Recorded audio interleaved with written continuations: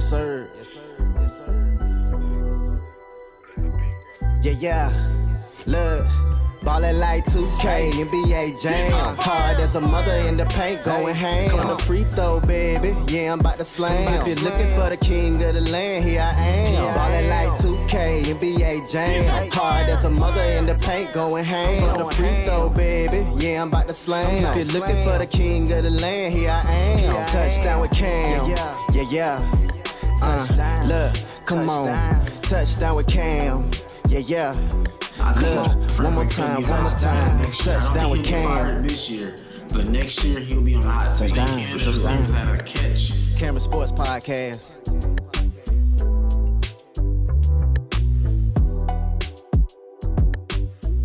Hello, everybody. Welcome to a special edition of Kamerion Sports Podcast.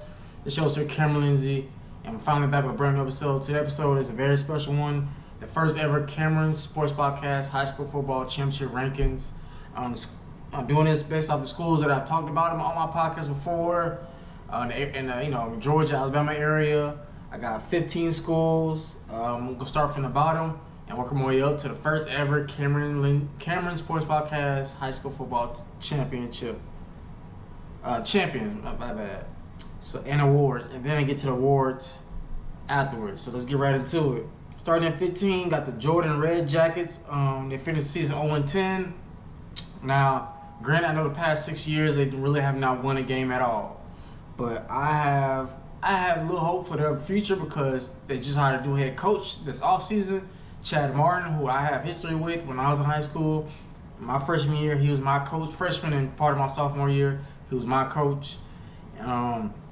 He's a very good coach. He cares for his players. He's going to develop them right.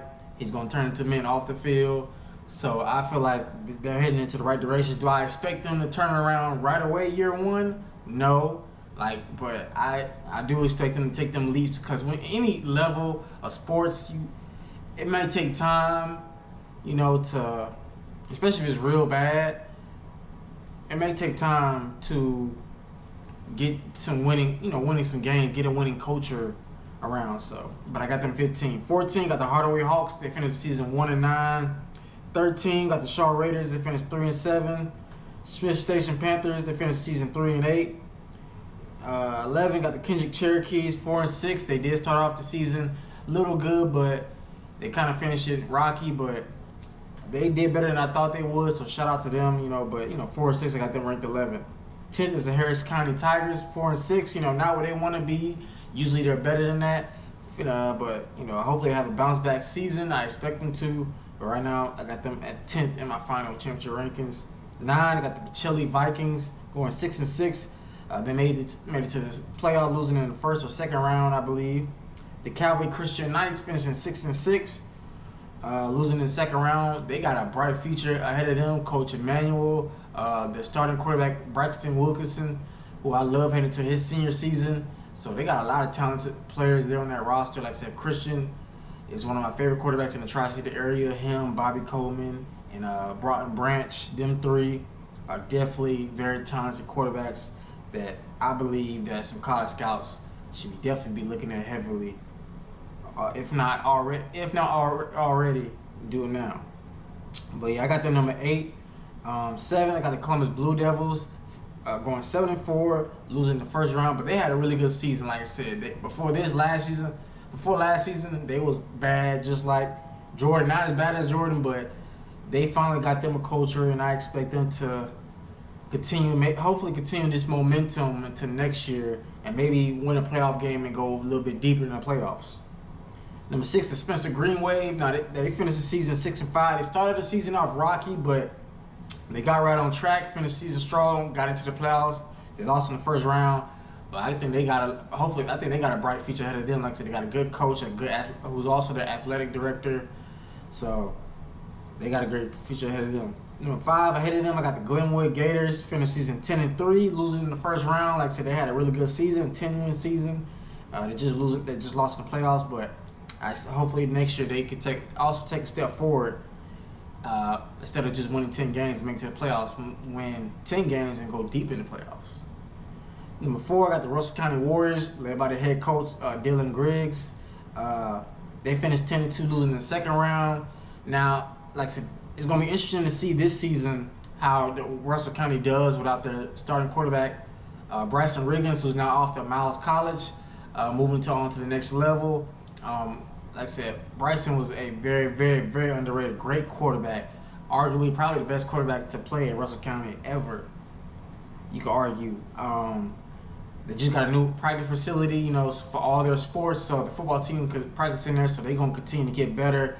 You know, I have faith in Coach Griggs that, you know, he's going to find the right quarterback to replace Bryson Riggins. So it ain't going to be easy, but I do expect them to find the right guy heading to the season. But it's going to be interesting to see. Number 3, I got the Brookstone Cougars, led by the first-year head coach Ian Headley. Coach Ian Headley. They made it to the state championship game. They finished regular season 10. They finished 10-3. Made all the way to the state championship game, losing to Stratford Academy. Brookstone had a phenomenal season. I thought they was gonna win it all. Like I said, especially led by the junior quarterback Broughton Branch. Very, very athletic quarterback. You know, who makes smart decisions, has a good arm. Like I said, has 4.5 speed. Coach Ian Headley coming from state of Florida to Brookstone here in Columbus, Georgia, establishing his culture, getting these young men, to buy in what he believes in, and they make it all the way to the state championship game in his first season. I expect them to be back. I expect them to win because, like I said, Coach Ian Headley is a great coach, like I said, and Broughton, he's like I said, is a very, very talented quarterback that's very underrated. I think his recruitment should be taken off right now, to be honest, in my opinion. But I think by the time his senior season gets started and over with, it's going to be picked up even more.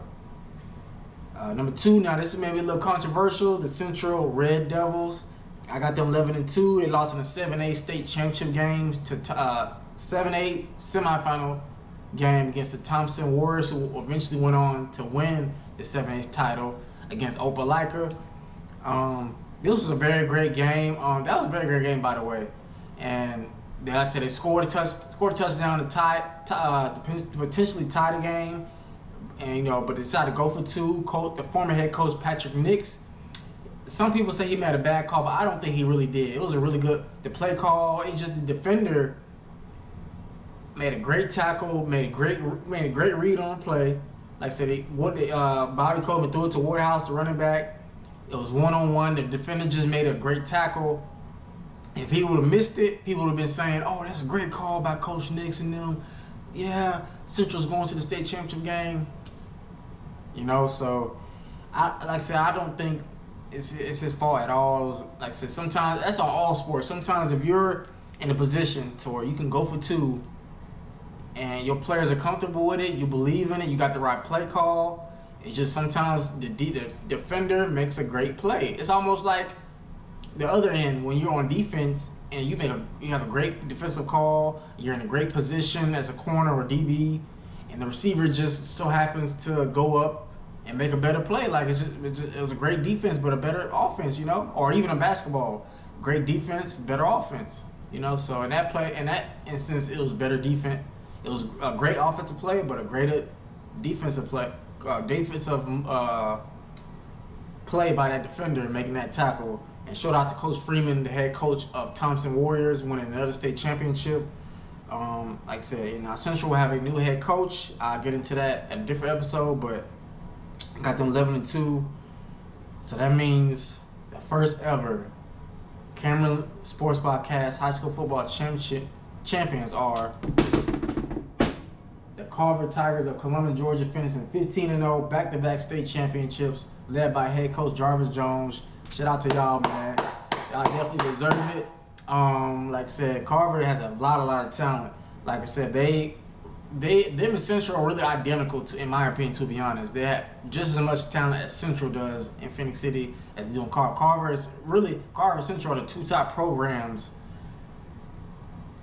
and in this area, especially when it comes to football, the top 2. And if I had a son and he was serious about football, want to get to the next level, I would send him to one of those 2 schools, Carver or Central, if I'm still living in this area by then. So top 2 program. They have elite players. Like I said, Kingston Boogeyman Brown, a rising junior. He's going to be a junior this year. He was just a sophomore. Dominant, 6'3", 285-pound defensive tackle lineman. Has multiple offers. Jaden Taylor, elite linebacker, 3-4 star linebacker. Multiple Power 4 offers. Tristan Givens, who's now at Texas A&M, a 4-star defensive end linebacker. Sebastian Hurd, who has a couple Division I offers. Freshman quarterback, just finished his freshman year. And Zachary Watts, who was at Carver, now at Carrollton, but elite 2029 running back freshman. Like, they had a lot of talented players, and they still gonna have a lot of talented players coming back this season. You know, they lost a couple players from the last year's championship team. But I give it to Carver because they are just as dominant as Central. They dominated everybody, every game, except for one. And, you know, sometimes one thing you want to see about a team that's dominant is how they look when the game is ugly. Watching that game on Georgia Alabama Sports Live, y'all should follow them. So watch all high school games, especially high school football. It was rainy, it was muddy, and Sebastian and that Carver team found a way to win. That Carver defense was dominant. They were dominant all season, led by like Kingston Brown, Jaden Taylor, and Tristan Givens. Them three, a three-headed monster on that defense, were dominant. And Sebastian Hurd with a phenomenal throw, clutch throw. He stepped up big time. Freshman quarterback, first year starting on varsity. Really, really good player. So, and like I said, shout out to Coach Jarvis Jones in his first year. Carver Tigers, first champions of Kamerion Lindsey Sports Podcast High School Championship Rankings. Now let's get into the awards. The first award is Newcomer of the Year, and first nominee is 2029 running back Zachary Watts, formerly of Carver. He had 108 carries, 1,037 rushing yards. He had 17 rushing touchdowns. He averaged 9.6 yards a carry and averaging 70 yards a game. Now, from Central 2029 class, or freshman Braylon Everett, wide receiver from Central.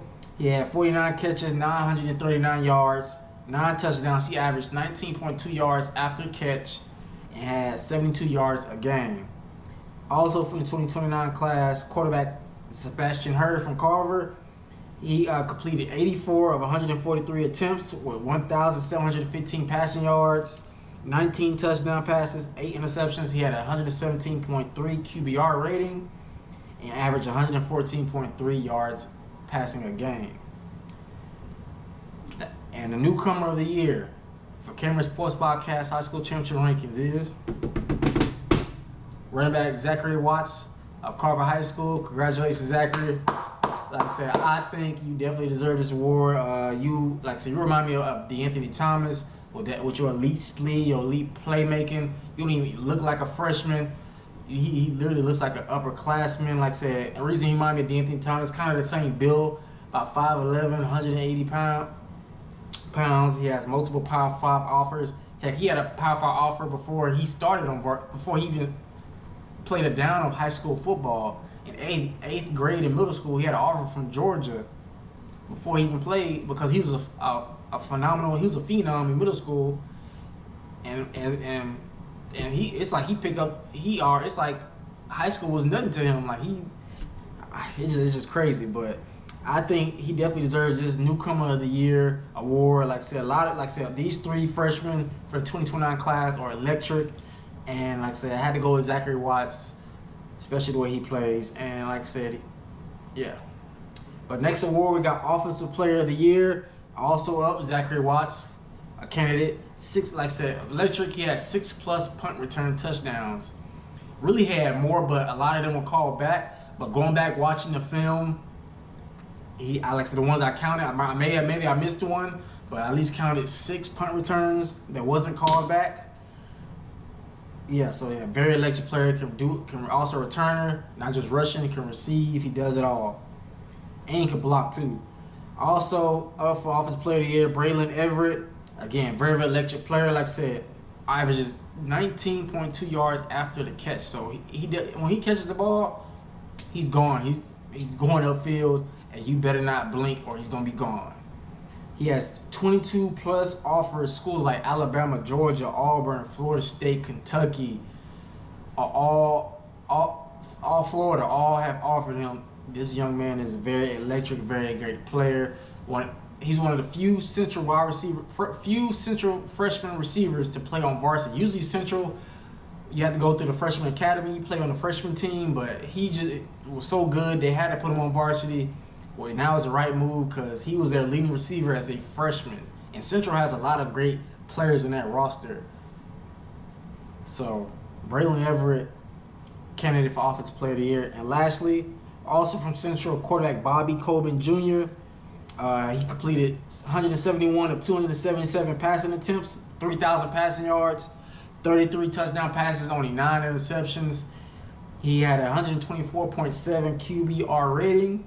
He averaged 230.8 passing yards a game. And this one's a little hard to pick, like who I believe is my Offensive Player of the Year of my podcast. And when I think Offensive Player of the Year, I think like who's electric, who makes me jump out of the stands when I'm watching in the stands during the game, or if I'm watching a high school game on TV, make me jump out my TV. And this player made me do that. Every time the ball was in his hands, I'm wondering like, is he gone? Is he gonna score? Like, and with that being said, the winner is again Zachary Watts, running back of Carver High School. Again, like I said, he reminds me of Danny in the town. He's just so electric with the ball in his hands, and like I said, I just think that like. Granted, like I said, the quarterback position is the most important, and Bobby had phenomenal all year. He's most valuable to his team, but I think Zachary is like just, explosive. Like he makes me jump out of this. He makes us all jump out of the stands. If you're watching Carver's team, watching them on offense, and last season, you're like, okay, Zachary's gonna score. If he's in the game, if they get him the ball, he's gonna score. Most like 9 times out of 10, he's going to score. Whether he's receiving the ball, handoff, or he's back returning a punt or a kickoff. But yeah, that's my Offensive Player of the Year. Zach Watts, congratulations, man. Newcomer of the Year and Offensive Player of the Year. Now let's get to Defensive Player of the Year. First candidate from the 2026 class, linebacker, defensive end Tristan Lyles from Central, now at Jacksonville State in the Conference USA. Tristan Lyles finished his senior season with 84 total tackles, 69 solo tackles, and he had 20 sacks, 32 tackles for loss. Tristan became the all-time sack leader for Central in their school history. And they had a lot of great players like T.J. Parker, who's now at the Buffalo Bills, who just got drafted. He set the all-time sack leader. He has over 40 sacks in his career at Central. He had 20 sacks last year. Very dominant player. He had offers from Georgia Tech, Kentucky, UAB, Jacksonville State. So he had a lot of offers. He's decided to commit and sign with Jacksonville State. Great move for him. I can't wait to see him develop at the Division I level. Tristan Lyles, candidate for Defensive Player of the Year. Next up, from Carver High School, and also in the 2026 class, 4-star linebacker defensive end Tristan Givens, now at Texas A&M. He finished his senior season with 96 total tackles, 35 solo, 11 sacks, 29 tackles for loss.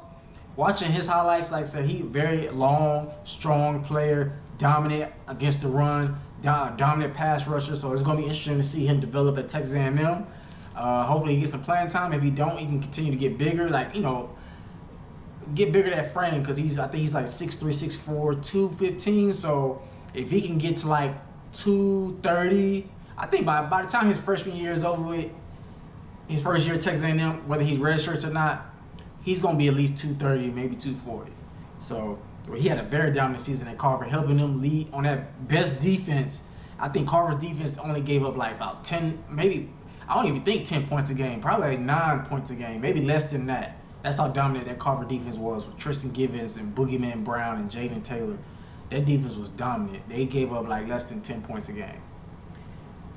Also, lastly, also from Carver, but in the 2028 class, linebacker Jaden Taylor, if I'm saying your first name right, sorry. He had 156 total tackles, 56 solo, 7 sacks, and 36 tackles for loss. Jaden, like I said, very, very smart, fast, athletic linebacker. You know, he gets picks, he gets fumbles, he gets sacks, tackles for loss. He does it all, and it's the reason why he has offers from Texas A&M, Alabama, Georgia, Georgia Tech, Kentucky, Florida State, Florida. He has offers from all these schools, and he's only a 3-star. He's a very underrated player. He also plays basketball, so I can see why he does. I see why he's so dominant on the football field, because he's very athletic. So these are my 3 candidates for Defensive Player of the Year, but I can only go with 1. And my Defensive Player of the Year of Kamerion Sports Podcast, first ever Kamerion Sports Podcast Awards. Linebacker, defensive end, Tristan Lyles from Central High School, now at Jacksonville State. Congratulations, Tristan. You are my Defensive Player of the Year because you were just too dominant. 20 sacks in 1 season. Like, that is crazy. The all-time sack leader at Central, like, he was straight dominant. Just dominant. He got 2 really good younger brothers that I think both gonna be, juniors this year. Like I said, so that Lyles family has a history of being dominant, and like I said, he sets a great example of that. I can't wait to see him develop at Jacksonville State. But yeah, he is my Defensive Player of the Year. He finished his senior season off strong. I know he wished he would have made it to state, but he had a great senior year. Shout out to you, Tristan, my Defensive Player of the Year. And next up, this big award, the MVP, my Most Valuable Player Award of Kamerion Sports Podcast. First up, Bobby Coleman Jr. of Central, quarterback of the 2027 class, Georgia State commit, 4-star. Linebacker, defensive end, 2026. Tristan Lyles, also from Central, all-time sack leader with 47 sacks, and now at Jacksonville State. And running back, Zachary Watts, running back, 2029 class, formerly of Carver, now at Carrollton. This one, like I said, I had to think about a little bit, but like I said, when it comes to the most valuable player, which position is the most important? And that's quarterback. I'm not necessarily picking this MVP because of that. It's because, like, he was such a leader his first year as a starting quarterback with his team. And like I said, 3,000 pass yards, 33 touchdown passes, only 8 picks. Very great player. Georgia State is getting a very good player in 2027. And my winner for the most valuable player is Bobby Coleman Jr., quarterback at Central High School. Congratulations, Bobby. Like I said, you are definitely, like I said, one of my favorite quarterbacks to watch in the Tri-City area. You, Broughton Branch, Christian Wilkinson of Calvary, Broughton of Brookstone, and you of Central. Very smart quarterbacks, athletic quarterbacks. And I think, like I said, Georgia State, I think that was the right decision because really Bobby could have went anywhere. Georgia, Texas A&M. He had offers from them schools before he took a starting snap. And Georgia State, like I said, he could flip and decommit. Anything can happen between now and then. But if he ends up going officially signing with Georgia State, by the time his senior season is over with, they're getting a really good quarterback. And I can't wait to see him at the next level. I'll even go to a game at Georgia State just to watch him play whenever he becomes a starter. So, but he's my MVP. Those are my candidates. Those are my award ceremonies. Oh, my bad. Sorry, y'all. Sorry, so I got one more award.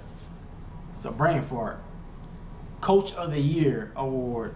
And my first candidate is Jarvis Jones of Carver High School, finishing 15-0, winning the Georgia State 2A championship.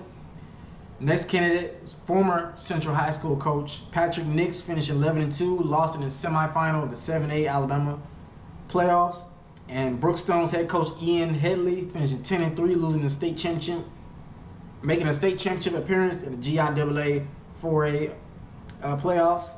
And the winner is Carver's head coach Jarvis Jones. Congratulations, you coach. Like I said, your first year, going all the way to state with that talent, the pressure you had on, leaving Coach Kirby Smart. He was a line position coach on Kirby Smart's staff at Georgia, coming to his alma mater at Carver, leading them to another state championship with that talent. That really impressed me. The much he could, it really impressed me because he cares so much about those players, the community, and helping them win a state championship, going undefeated at that, being very dominant. That really impressed me. Shout out to Carver Tigers. Again, you are my Coach of the Year for the first ever Kamerion Sports Podcast High School Football Championship rankings. I'm extremely proud to do this award, do these rankings. Like I said, I love football, all levels, and like I said, watching these young men at the high school level turn to superstars as they go on to college, or even the pros. So, but yeah, those are my award ceremonies. Again, like I said, go back. Like I said, I got Newcomer of the Year. I got Zachary Watts from the Carver, now at Carrollton.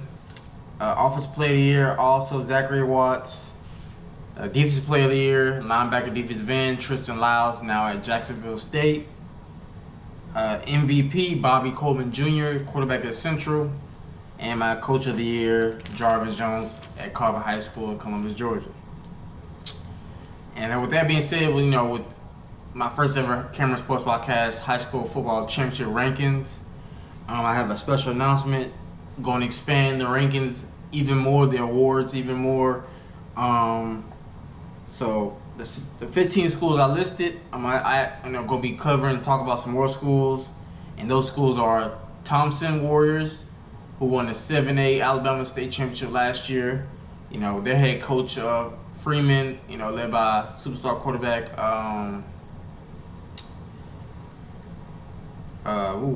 I'll get to him later, but Thompson Warriors. Also got Auburn High School. Trent Seaborn, that's what it is. Trent Seaborn, quarterback at Thompson High School in Alabama. Auburn High School. Buford High School, Buford, Georgia. Milton High School. Carrollton, who I mentioned that Zachary Watts is now at. And Opelika. So about 1, 2, 3, 4, 5, 6 schools I'm gonna be adding on to. So that's gonna be about 18 schools. So the rankings is gonna expand from 15 to 18. So yeah, man, I'm excited to talk about more schools on my podcast. As high school football is getting closer near, the season's gonna start next month. So can't look forward to that. But like my first ever championship rankings, my first ever champion are the Carver Tigers. Shout out to y'all. Like I said, I want to give a shout out to Kingston Brown, Boogeyman. Like I said, great player. I can't wait to have you on the podcast. Like I said, we're gonna have it on soon. Hit him up soon, get that schedule, see when he can do it. Jaden Taylor, an elite linebacker. Sebastian Hurd, a young upcoming quarterback who's gonna head into his sophomore year. A lot of talented players on that Carver team. Y'all are my first ever champions. I will never ever forget this episode. No matter how big eventually this podcast will get, that I hope it will, I believe it will. Carver is going to be my first ever high school football championship. My first ever champions. So, but again, I appreciate each one of y'all tuning in. Again, like I said, this episode I wanted to make it more special. Take my time with it and not rush it, because I take pride in my craft. I take pride of the sports that I cover and talk about. So. And these young men from Carver, from Kingston Brown, head coach Jarvis Jones, work their butts off, and I want them to feel appreciated of what they've been doing in their hard work. But if you want to continue to Touchdown with Cam, hit that like and subscribe button, please. And like I said, let me know if you like the official theme song of Kamerion Sports Podcast.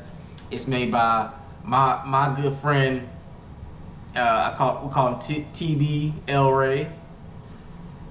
He works at my job at the Kid Plant. Very good rapper. Definitely should check him out. I have his name and Instagram in the bio. But yeah, TB El Ray, official theme song of Kamerion Sports Podcast. And I'll catch y'all next time for another episode. This has been your favorite host, Kamerion Lindsey, signing out. And I'll see y'all next time. Take care. The free throw, baby, yeah, I'm about to slam. If you're looking for the king of the land, here I am. Touchdown with Cam, yeah. Look, come on. Touchdown with Cam, yeah. Look, one more time. Touchdown with Cam. This year, but next year he'll be on the hot seat. Touchdown. Catch. Kamerion Sports Podcast.